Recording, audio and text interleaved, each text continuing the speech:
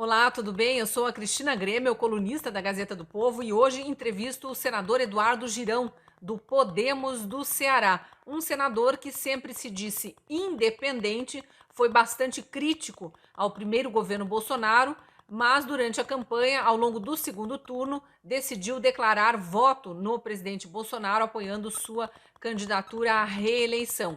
Agora ele vem a público para denunciar questões que estão acontecendo internamente no Senado e que passam desapercebidas, tanto dos apoiadores do presidente Bolsonaro, que continuam muito preocupados com os rumos do país, quanto com os apoiadores do ex-presidente Lula, eleito, segundo o TSE, aí para governar o país de 2023 em diante, que são aqueles que agora estão mais preocupados com futebol e Copa do Mundo. Tem muita coisa acontecendo nos bastidores do Senado e que o eleitor brasileiro precisa saber.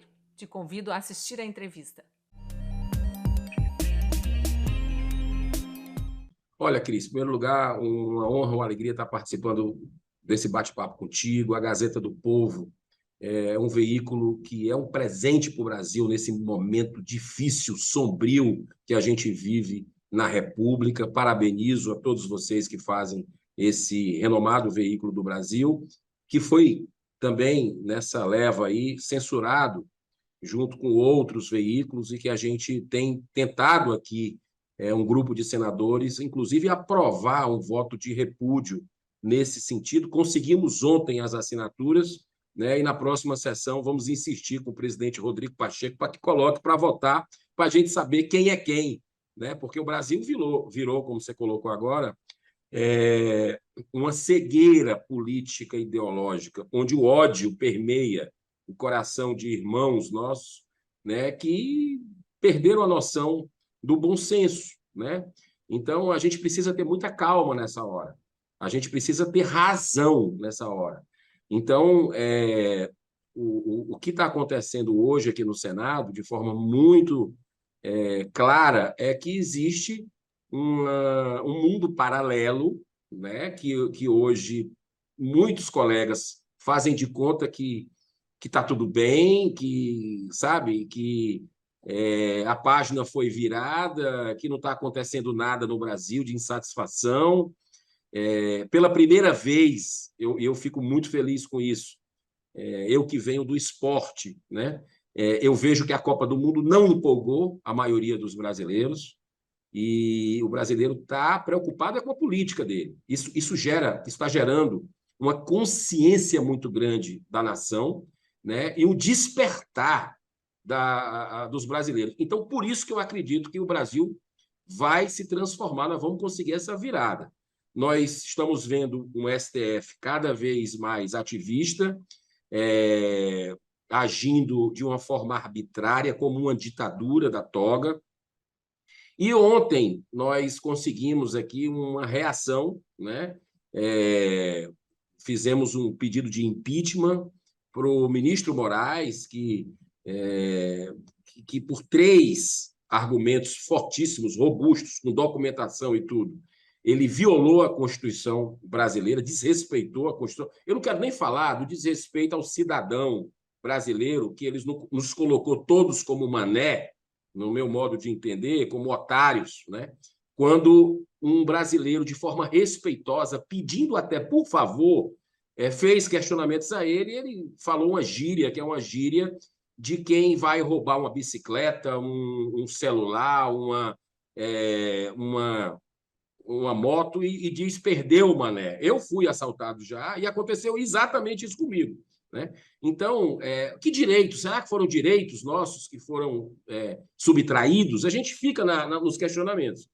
E aqui no Senado a gente apresentou, né, não por isso, mas um pedido de impeachment para o Barroso, mostrando que o caos que está acontecendo no Brasil, no nosso modo de entender, tem uma grande responsabilidade dele, porque ele veio ao Congresso Nacional às vésperas da votação da PEC do voto auditável e conversou com lideranças políticas na Câmara, partidárias, e ali, a partir daquela reunião, deputados que eram a favor da PEC do voto auditável foram substituídos por deputados que eram contra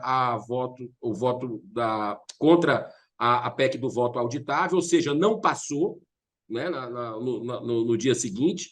E isso é clara, um flagrante interferência, né, uma quebra da independência e de harmonia entre os poderes da República. Ponto 1. Ponto 2. Pouca gente sabe disso, ele fez palestras sobre a legalização do aborto e a legalização das drogas, como a maconha, para a ONG Open Society, do bilionário George Soros. E ele é um ativista, a gente sabe disso há muito tempo. E ele não poderia nunca ter votado numa matéria desse sentido, porque é um conflito de interesses. Ele deveria ter se declarado suspeito e não o fez, votou pela liberação do porte de drogas. Então, esse é o ponto 2 do pedido de impeachment, o fato determinado. E o terceiro foi aquele vergonhoso jantar com o Cristiano Zanin, um advogado do Lula, que ele também votou, né, na descondenação do ex-presidente, que inclusive o tornou depois elegível para esse momento do Brasil, e ele estava no jantar privado lá em Nova York, esse evento aí que virou algo assim, uma página muito triste da nossa história, para não dizer outras coisas. Então, E, aliás, nós tinha estamos... outros ministros presentes nesse mesmo jantar, inclusive Gilmar Mendes, que foi aquele que chorou ao votar pela suspeição do ex-juiz Sérgio Moro nos processos de Lula. Então, realmente tem muito conflito de interesses que a gente está vendo, mas voltando ao pedido de impeachment de Barroso, porque esse, pelo jeito, está bem fundamentado por ter mais elementos além do jantar, né? Para onde que vai esse pedido agora? 6 senadores assinaram, né? Depois até outros colegas, olha, devia ter me chamado e tal, ok, isso aqui a gente pode aditar, não tem problema. E a gente... Aí vem a situação. Você sabe que tem 58 ou 59 pedidos engavetados lá na sala do presidente Rodrigo Pacheco. Só na legislatura agora em que ele preside o Senado, né? Exato. Não. Esses somando 59 somando. Somando os que foram apresentados na gestão do Davi Alcolumbre. Na gestão do Eunício Oliveira, do Davi Alcolumbre, né? Mas sempre está tendo pedidos, né? Teve um que teve 3 milhões e 500 mil assinaturas, né? Do senador Cajuru, né? Na verdade, foi uma iniciativa do Caio Coppola. Do Caio Coppola, né? Do senador Cajuru, que apresentou contra Alexandre de Moraes esse. Nós levamos em mãos. Eu fui com o Cajuru e com o senador Stifson, nós três, entregar na mão na presidência do Senado. Então, aí você diz, poxa, o que adianta? Vai lá, 60 pedidos agora, 120 daqui a pouco. Mas, olha, isso está gerando conscientização. Muitos parlamentares que estão de costas para o povo brasileiro ainda estão começando a olhar, porque não dá para tapar o sol com a peneira o tempo todo. Então, a pressão está existindo, né? As pessoas, de forma ordeira, pacífica, estão resistindo, né? E isso faz com que o parlamentar respeite, né? Então, eu acho que... Eu espero que seja um desses, ou o do Alexandre de Moraes, né? Que passou de todos os limites possíveis e imagináveis, segundo grandes juristas do Brasil, como essa do Barroso, né? Mas, senador, vamos ser realistas aqui. Ninguém mais, acho que ninguém no Brasil, embora milhões queiram muito, ninguém mais espera que haja qualquer sensatez por parte do presidente atual do Senado, Rodrigo Pacheco, e que ele coloque em votação que seja desses inúmeros pedidos de impeachment contra ministros do STF, que, a meu ver, e na visão de, inclusive, de juristas renomados aí, seria o início do freio, no mecanismo de freios e contrapesos. Seria um recado para o STF de cada um no seu quadrado, voltem às 4 linhas, este poder aí, que vocês, do qual vocês fazem parte, não pode continuar transgredindo, avançando, né, ignorando a independência entre poderes, avançando sobre as liberdades individuais que estão garantidas em Constituição. Ninguém mais espera que Rodrigo Pacheco faça algo. E a gente sabe que daqui um mês e pouco entra em recesso o Senado, aí vai ter toda aquela lenga-lenga até assumirem os senadores da próxima legislatura e voltarem ao trabalho os que estão em meio de mandato, que é o seu caso também, né? Enfim, o próprio Rodrigo Pacheco, a eleição para a presidência da Câmara. Então, o brasileiro não é que o brasileiro brasileiro é imediatista, ele já esperou demais, o brasileiro é paciente demais, é pacífico demais, e tá com a corda no pescoço, e assim, já a gota d'água já caiu no copo há muito tempo, já transbordou há muito tempo. O brasileiro não vai passar Natal, Ano Novo, tranquilinho, festejando e esperando que, quem sabe, um novo presidente, né? O Rodrigo Pacheco pressionado, um novo presidente, venha a votar. O que pode acontecer agora? Eu fico imaginando, e vou fazer uma pergunta, desculpe se for muito amadora, mas eu fico tentando olhar pelos olhos do público, que é quem eu represento aqui, sendo voz da população. Não há nenhum outro mecanismo por parte dos outros 80 senadores para, talvez não seja o caso, de tirar Rodrigo Pacheco da presidência, faltando um mês para o fim do mandato dele, aí ou 2 meses oficialmente, 2 meses e meio, né, até haver a nova eleição. Não há nenhum mecanismo. Apresentar o Conselho de Ética por omissão, por prevaricação, né? Aos olhos de muitos, ele já cometeu crimes ao se omitir, né? Com tamanha força de tantos e tantos pedidos aí, não colocar em votação. Olha, vamos lá, Cris. Isso está sendo estudado, né? Essas medidas. Agora, o presidente do Senado faz o que a maioria quer, né? E eu acredito muito na capacidade, dentro dessas crescentes manifestações, porque elas não arrefeceram, embora os tribunais superiores, né, STF, TSE, o CNJ entrando com a questão das crianças aí, exatamente. né, no Conselho Tutelar, mas para o MST, que sempre fez manifestação com as crianças, eles nunca mexeram uma palha. Aquelas né? manifestações da CUT, sempre cheias de crianças, então, quer dizer, e são com gente dois... sem roupa, atentados violentos ao pudor. A gente vê aqueles Não, absurdos acontecendo, violência. jogando tinta no prédio de ministro do Supremo, tentando Isso. invadir o Sempre Supremo Tribunal aconteceram Federal. sem nenhuma preocupação Mas com não. pais e filhos, nada, né? Mas não, quando é com o conservador junto, aí o bicho pega, né? Aí a lei é mão pesada, firme. Então, as pessoas estão entendendo isso é que é bom. Mas, aí eu quero voltar para você. Por que eu acredito muito na capacidade de reflexão, né? do ser humano em si, eu acredito, e do político, né? Porque a pressão está chegando aqui. Eu até entendo por que as pessoas estão nos quartéis hoje, né? Elas estão por uma questão, primeiro, que muitos desacreditaram já dos senadores e deputados, e também por segurança, porque o local certo, vamos parar para pensar, o local certo e tem resultado para se fazer manifestação é aqui no Congresso Nacional. Então, eu acredito que vai ser muito natural que as pessoas comecem a vir para cá, pelo menos uma parte. É que existe, né, senador, aquelas informações que ficam surgindo no meio e rodam nesses grupos todos, nesses manifestantes pelo país, de esquerdistas infiltrados, uma espécie de terrorismo mesmo, e sempre associando ao 6 de janeiro nos Estados Unidos, que a gente viu muito bem o que aconteceu. Então, uma torcida organizada, um movimento tipo MST, ou um movimento sindical que se infiltre de verde e amarelo ali no meio e que tome uma atitude mais extremista, mesmo que esse elemento seja preso e futuramente se descubra que ele não pertencia àquele grupo de manifestantes pacíficos que estavam ali, num primeiro momento, cai toda essa imprensa militante em cima do movimento legítimo pacífico verde e amarelo. A gente sabe que existe esse temor. Então, é por isso que eu pergunto se por dentro do Senado não haveria algum movimento a ser feito, uma apresentação de uma denúncia no Conselho de Ética, ou, enfim, talvez até algum corpo jurídico mesmo, para questionar essa questão da prevaricação por parte do presidente. Tem algumas medidas que estão sendo estudadas, eu não posso te adiantar agora por alguns colegas, né? Mas na próxima semana talvez a gente tenha algo concreto do que é que se possa ser feito dentro das 4 linhas. Aqui nós fomos eleitos para agir dentro das 4 linhas e nós vamos até o final dentro das 4 linhas. Eu entendo a população que está de saco cheio, sem paciência alguma parte dela, mas eu peço que a gente respeite, mesmo que o outro lado não esteja respeitando a Constituição, nós não somos iguais a eles.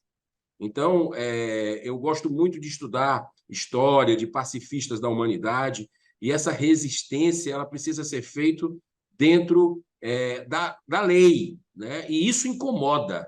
Você vê essas tentativas de sufocar, de dar multa para caminhoneiro que não está bloqueando. Eu sou contra bloqueio também do direito de ir e vir das pessoas, me manifestei sobre isso, mas aquele que está ali ao lado, que não está atrapalhando nada, e chegam, às vezes, algumas imagens que a gente precisa confirmar se essas pessoas que estão sendo presas, caminhoneiros, trabalhadores, porque estão ali ao lado, né? Sem interromper nada, Algemados, né? multa.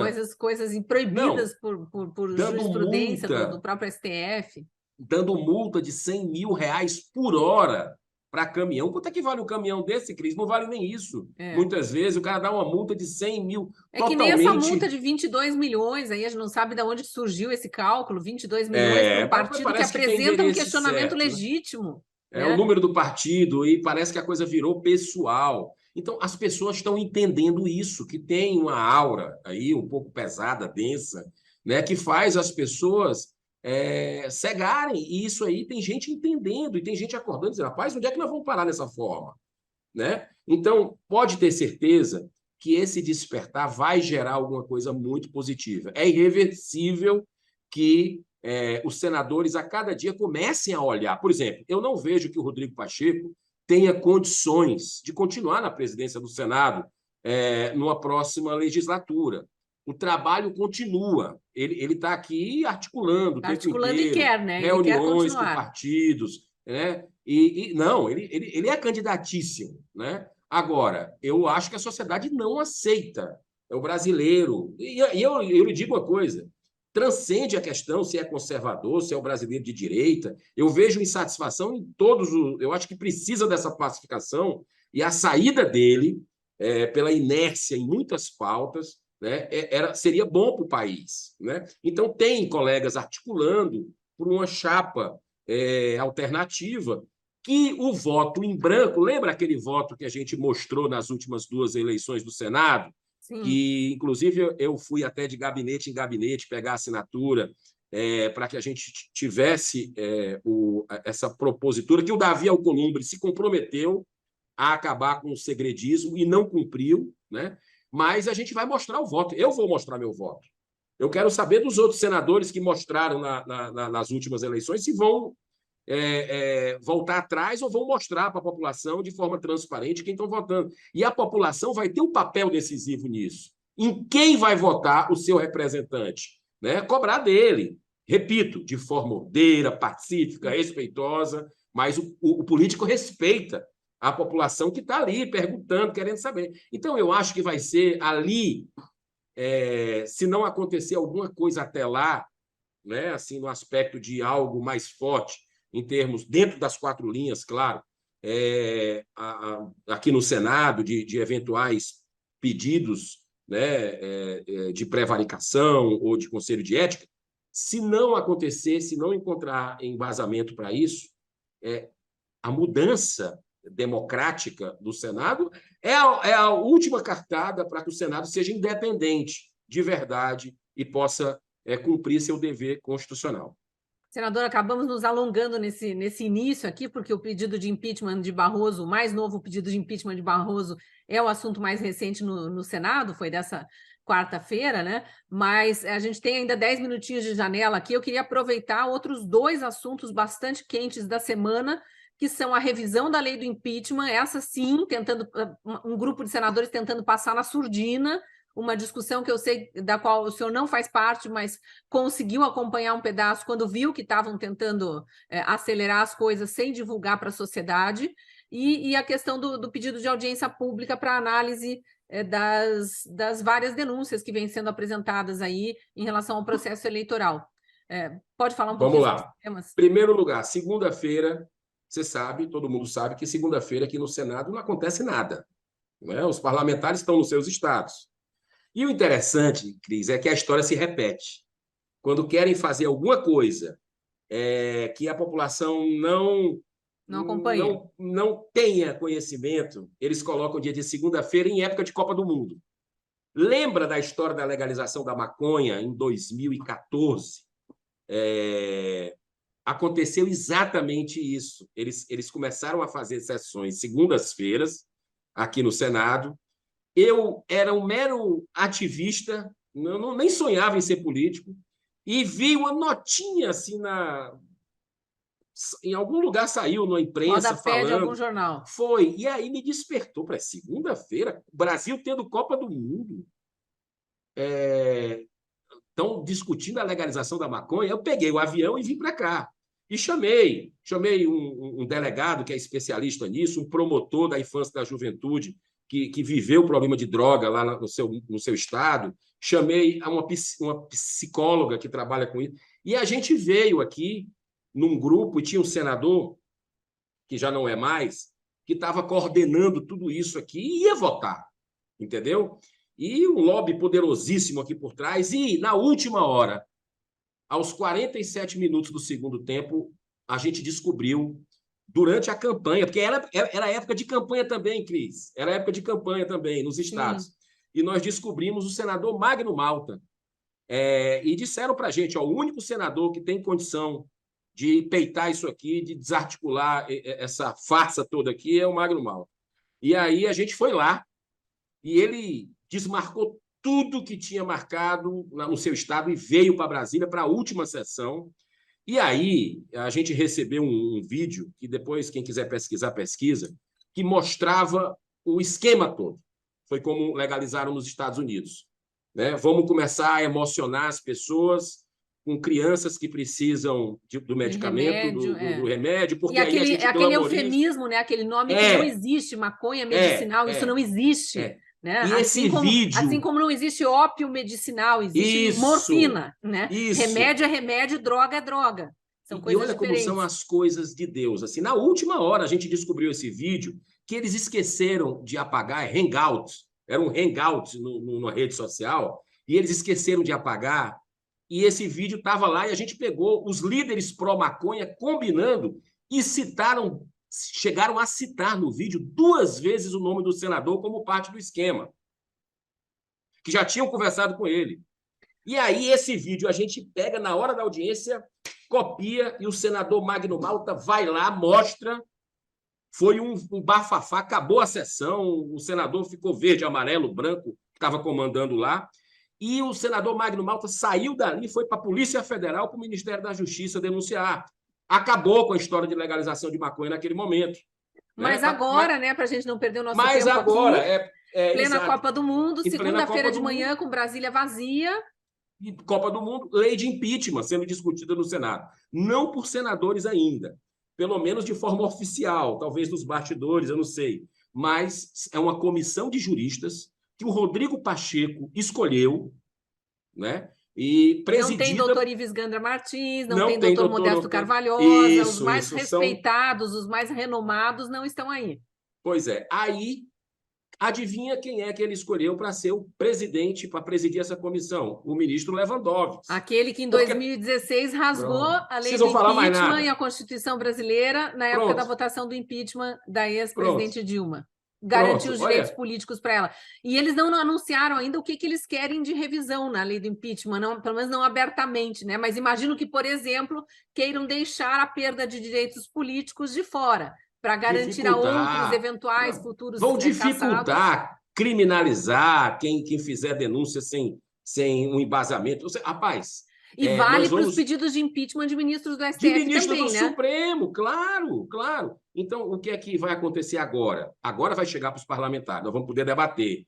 Só que eu peço à população que acompanhe, né? Porque pode ser que até o final do ano, né, nessa entre-safra, se coloque essa pauta bomba, né, que é um presente de grego. Então, está acontecendo isso, é importante que a sociedade saiba, e nós estamos aqui atentos. Sobre a Comissão de Transparência, Fiscalização e Controle, nós temos um compromisso com a verdadeira democracia, né, com a verdadeira liberdade. Não é aquela que foram falar lá em Nova York, não. Aqui dentro do Senado, inclusive, convidamos ministros do Supremo, senhor Alexandre de Moraes e senhor Lewandowski, que veio aqui essa semana. Por que não vem na semana que vem? Ele que se demonstrou aberto ao diálogo, para a gente discutir sobre fazer um balanço geral das eleições, né? Tantas denúncias que estão acontecendo, que a gente possa trazer autoridades, ministros de Estado, técnicos, Polícia Federal, juristas, doutor Ives Gandra já confirmou. Os Né? engenheiros do ITA, né, que participaram dessas auditorias independentes, inclusive do Os PL. engenheiros do ITA, exatamente, o Carlos Rocha, né? Também Auditores independentes. auditores independentes que estão vindo ao Brasil, ou de forma pessoal ou remota, e parlamentares que estão me ligando a todo tempo, que vão participar também. Então, eu acho que vai ser um momento muito importante. Né? Eu convido a quem está nos ouvindo a assistir, a botar na agenda. Vai estar na TV Senado a transmissão, né? TV Senado, quarta-feira, 9h30 da manhã. Vai passar nas redes sociais também aqui da TV Isso, Senado. dia 30 de novembro. Dia 30 de novembro, a próxima quarta-feira. Então, eu acho que vai ser a final da Copa do Mundo. Vai ser antecipada e é importante que a gente possa assistir para entender o que é que está acontecendo, né, no Brasil, nesse momento importante da República.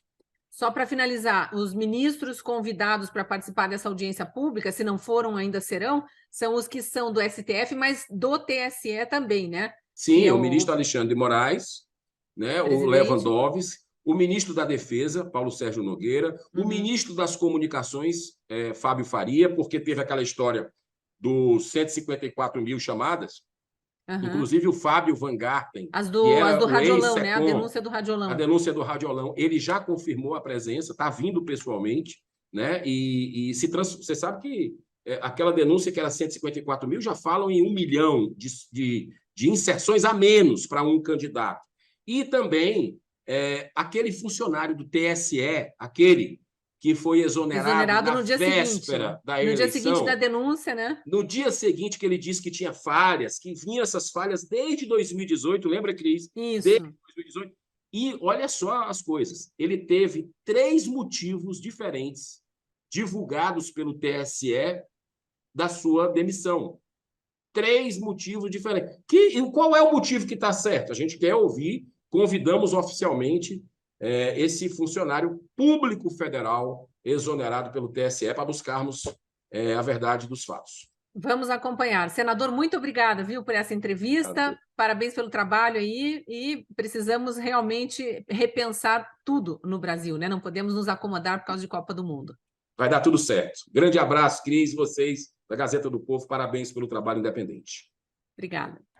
Agradeço também a você que assistiu esse vídeo até agora. Se gostou do vídeo, curta, comente e compartilhe para que as informações cheguem a mais gente.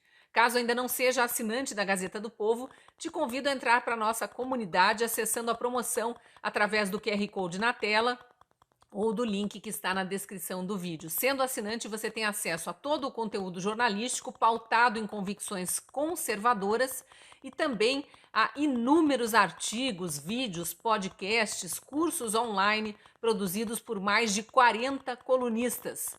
Eu sou um deles e te espero lá na Gazeta.